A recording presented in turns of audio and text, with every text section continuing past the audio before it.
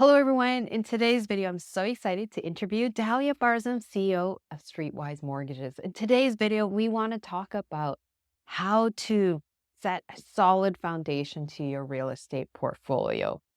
If you recently bought a rental property in 2021, 2022, and got yourself in a variable rate mortgage and the interest rate hikes are really scaring you, probably maybe putting you in negative cash flow territory, you definitely want to watch today's video because we provide 4 actionable steps that you can do to help fortify your real estate portfolio and launch you to financial success in the long term. Also, Dalia offers a free portfolio planning session to help you problem solve and find a solution to help elevate your cash flow needs in your real estate portfolio and get you qualifying for your next rental property. If you're looking for any help and advice, make sure you check out Streetwise Mortgages at info@streetwisemortgages.com. Anyways, let's get into the interview. So hello, Dalia. So we are off to 2023, off to a big new year. Wow. I'm kind of happy 2022 is over given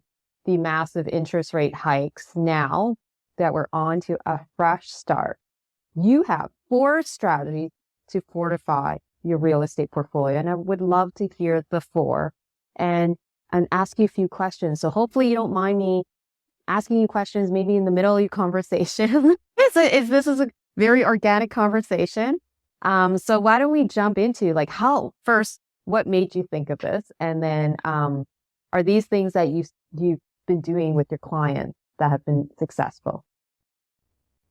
Yes. So every year at the beginning of the year, we all pause and think about what are we going to do for the year and reflect on where we are. And therefore, from a portfolio and money standpoint, I came up with these 4 strategies because right now it is important to take record of how your portfolio is doing, your real estate portfolio is doing. There's been obviously cash flow pressures as a result of the increased rates. Things are generally tougher, and we need to say, okay, is our portfolio healthy right now? Are we feeling pressure? Where can we make some changes to help alleviate pressure? So that's number 1. And then we all need to continue to move forward with our plans. Despite the doom and gloom and despite all of the negativity, there are opportunities. And yes, the rates are up, but the prices are lower. And we should continue to make progress towards our goals and wealth. And therefore, you don't want to launch off into buying things if the current foundation is not stable. And therefore, the stabilize and fortify before you launch into the new year. And that's where these 4 strategies come in. So right. Yeah, I know.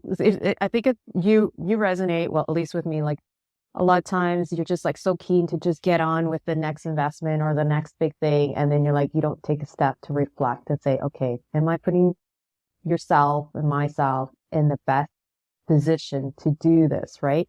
So Right. I'd love to hear your first 4 strategies. I guess let's go to number 1.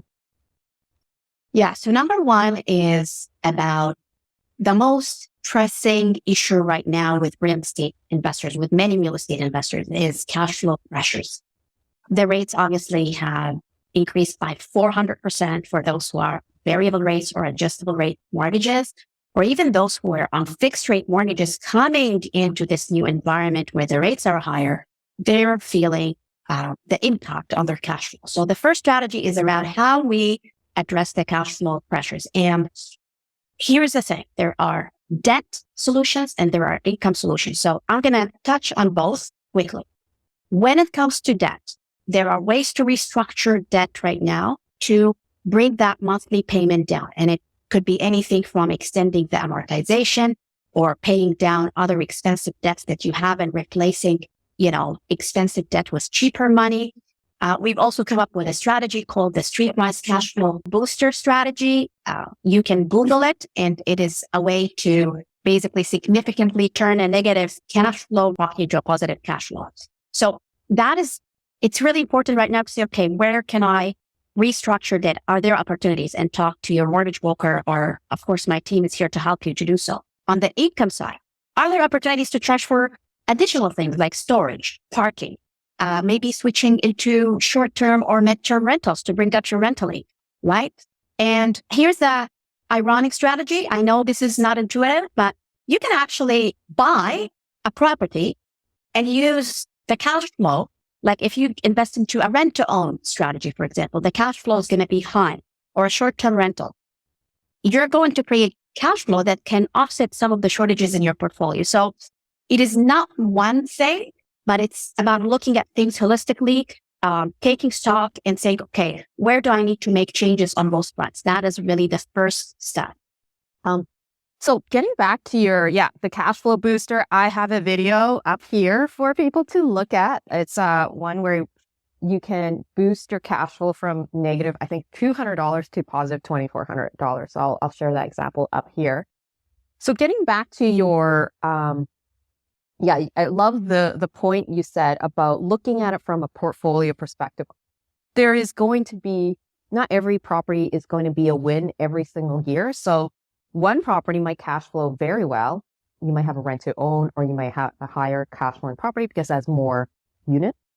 And then that offsets the negative cash flow in the other property. So I think that's a perfect example. The next one, what's the next one here? I found that really interesting. This one is private loans. So can you share what you meant about private loans?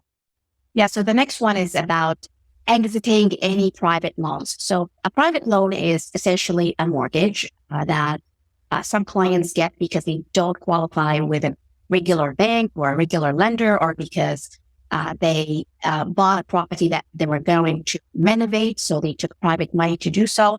So some investors rely on that money in some cases. And in this environment that we're in, Tracy, the private lenders are changing their appetite to lend. So what that means is they're either increasing their rates, increasing their fees, or they are cutting down on how much of a loan they would give on a property. So, there were some private lenders that would give 90% loan to value. Now it's being cut down. So when it comes to private money, and we're in an environment of uncertainty, it's always good to be proactive.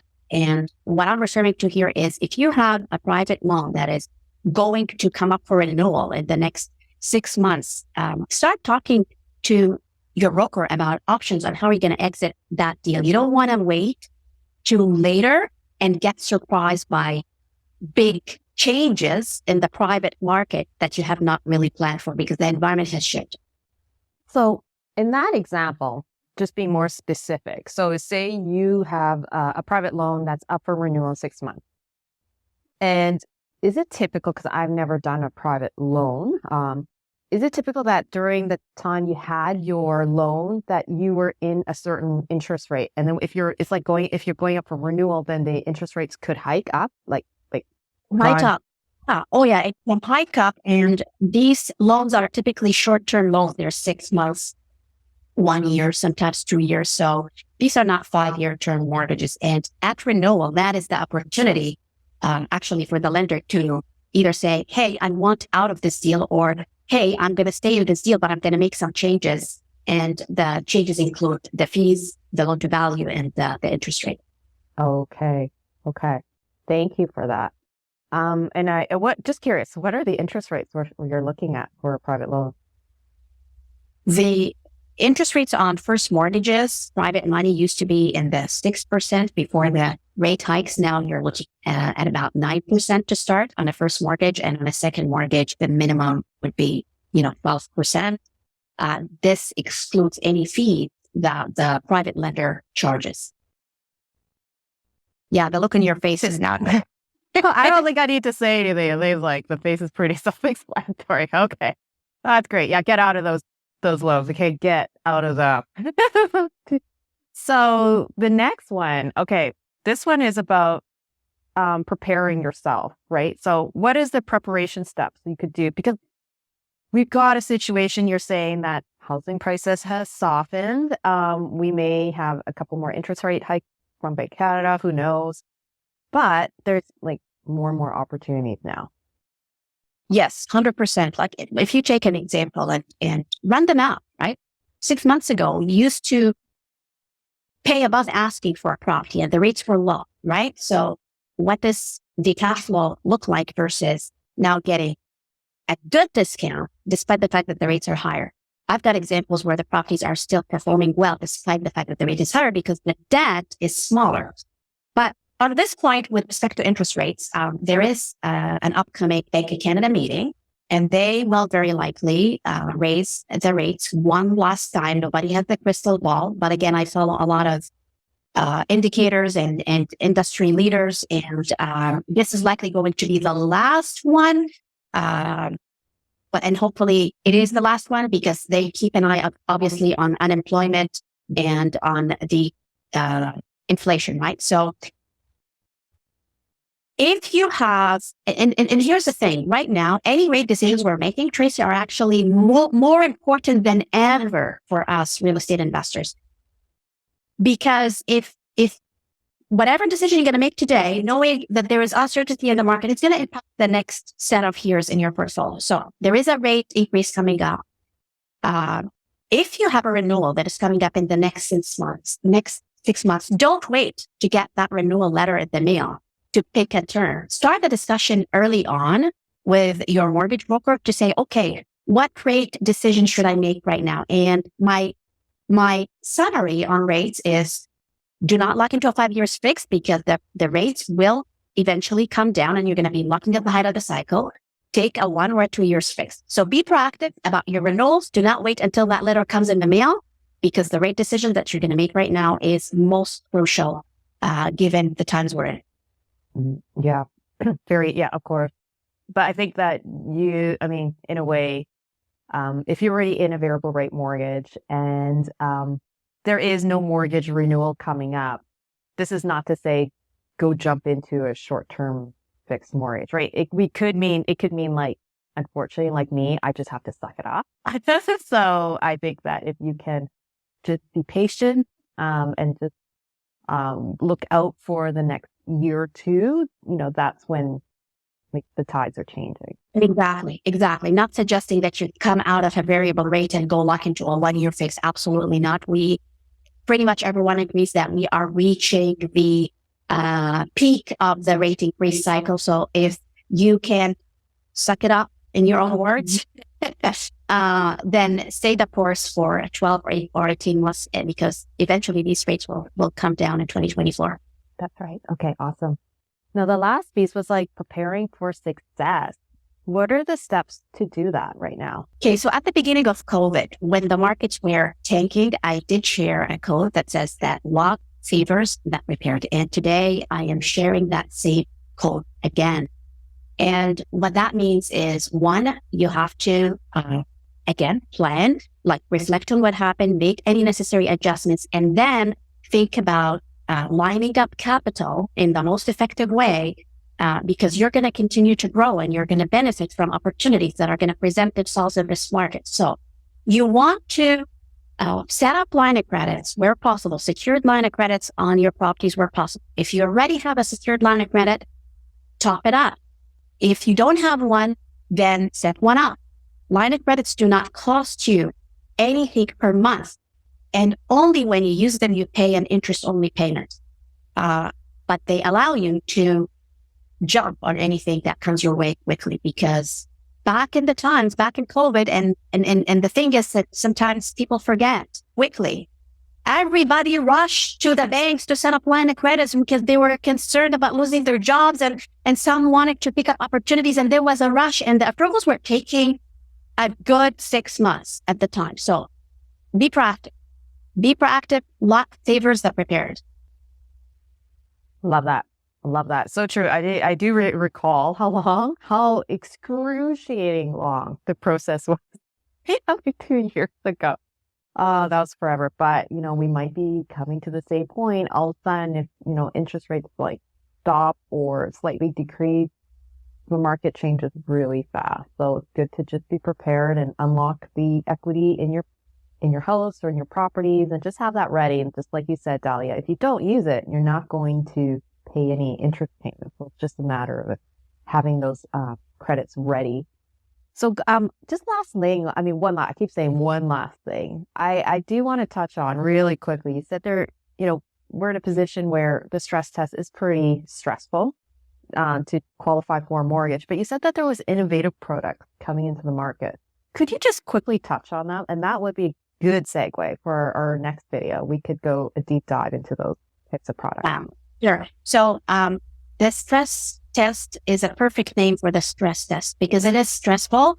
And right now, and because the rates have gone up, every traditional lender is qualifying loans at where the rates are plus the 2%. So around the 7 point something. So it's hard to make some deals work. The good news is there are some innovative programs that still allow you to qualify. And I'm just going to mention them quickly. So if you've got liquid net worth, the lenders can give you dollar for dollar a loan amount, even if the numbers don't work under the stress test rules. So that opens up doors. If you're a self-employed client and you have a profitable business, some lenders will go into your corporation and take a percentage of that income you're making and add it to your personal income, which helps the deals. And there are lenders who are also coming out with extended amortizations, which helps the numbers. That's just a flavor of what's some of the innovative programs on the street right now, which help everybody qualify under these new conditions. Okay. Well, I really loved hearing we just touched on it. We got to do a deep dive on every one of the strategies in the upcoming video. So we got to share where to find you. It's one place, info@streetwisemortgages.com, or on our website. I invite you to book a planning session with my team to plan for the year ahead and to see how these strategies would help you fortify and launch off a strong foundation for the year. Great. Thank you so much.